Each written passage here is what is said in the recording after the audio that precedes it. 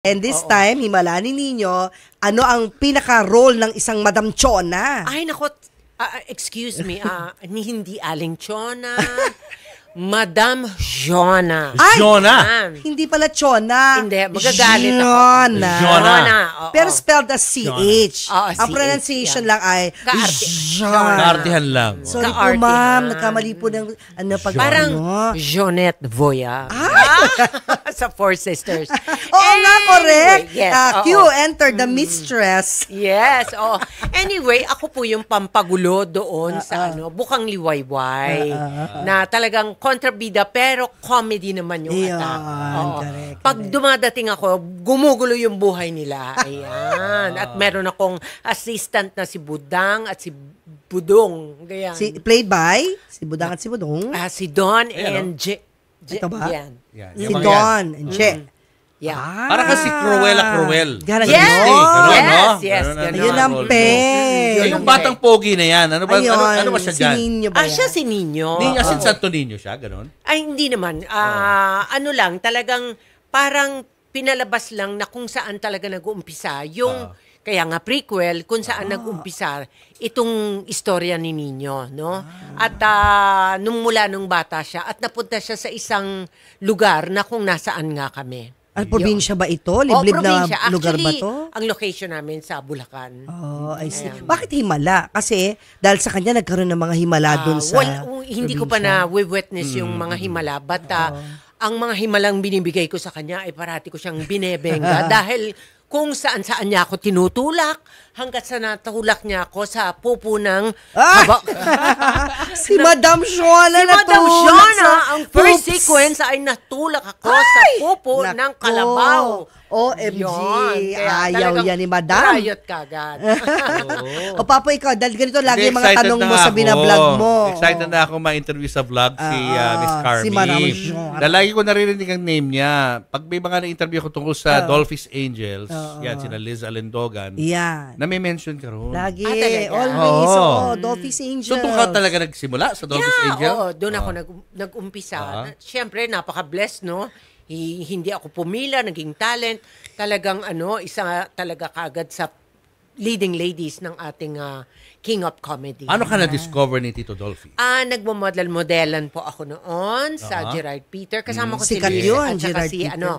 at saka si Ana Marie Gutierrez. Oo, tama. Tapos kinuha kami ni Conde Ubaldo. Tapos yun nga, na dumire-diretso na. At saka noon, ang gustong-gusto ko yung Chicks to Chicks. Isipin mo naman talagang napaka-bless ko na nung natanggal yung isang original cast, ako ang nakuha. Sino yung bali pinalitan mo nun? Si Malu de la Fuente. I see. Oo. So talagang sikat na sikat naman talaga ang Chicks to Chicks noon dahil parang lahat yata ng ng buong Pilipinas nanonood noon pati dahil kami. first time pa lang nakakita ang mga taong Pilipino ng babaeng naka-shorts. Talaga? Doon sa sitcom na yun? Because of yung Charlie's Angels. yun din Nauso yung- yung mga naka-shorts, ganyan. Tapos ang mga cast ng Chicks to Chicks, sino-sino? Syempre, Nova Villa, si Freddie Webb, So, nakasama reunion ko nyo rin. to? Reunion yung dalawa? Oo, reunion namin. Oh, okay. Si Lola Chichay tuloy. I forgot her name. Basta si Chiki, which already passed away. Tapos si Maria Carlson also passed away. nga pala. Si Ruby Ana, yon. So, wala pa palang reunion, no? Ng Chicks to Chicks na nangyayari. Oo, wala. Ever, Wala ito pa. pala. Wala pa. Ano pa ibang mga naging series mo noon? Siyempre. Aside from Dick and Carmi, of Oo, course. yun ah. ang Naman. pinaka-favorite ko. Lagi to. ako Oh, nanonood grabe. sa inyo nun. Happy Grabe. ng tao yan. Oo, ikaw yung din.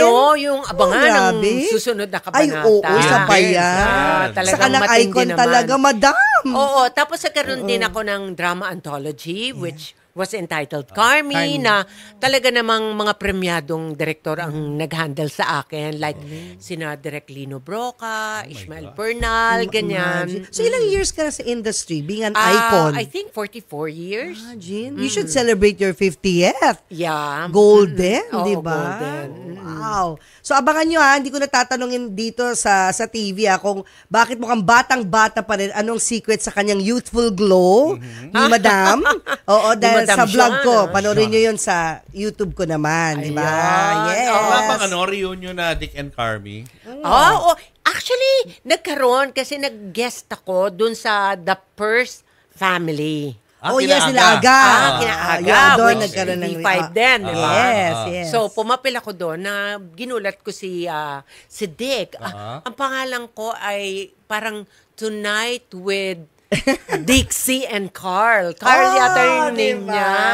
And tapos, maganda yung story kasi may anak na pala kami. Yung dalawa ni Dick? Ni Wow. Dick, yeah. And then, parang flashback from the 80s. So, talagang kinareer ko, pati yung hair, Ganda. pati yung suot ko, na parang may flashback na nasa bar kami ng Tonight with Dick and yun nga. Carmi. Oo, Oh. ganon. Pero sana Very magkaroon talaga ng interesting. show. So, pinopromote ko rin po yan. Sana may show kayo na Sana kayo bumalik Kahit yung na show. limited series lang na Oo. Yung kayo, Na kasi entertainment show. kanta, may Kasi alam mo, sayawan. every time na ipopost ko yung picture namin ni Dick, ang daming nagla-like. It seems that marami pa rin talagang Of course. gustong makita kami together. Yeah. Ito na nga. Napanood mo na ba yung interview ni Papo kay Matutina? Hindi nga yun. Ayun na, nakasama mo sa John and Marcia, di ba, Den? nag-guest Magkasama ba lang kayo? yata Guest lang. Guest ka lang. So, nakatrabaho. Nakatrabaho. Okay, So, panoorin mo nakatrabaho yun. siya. Oo.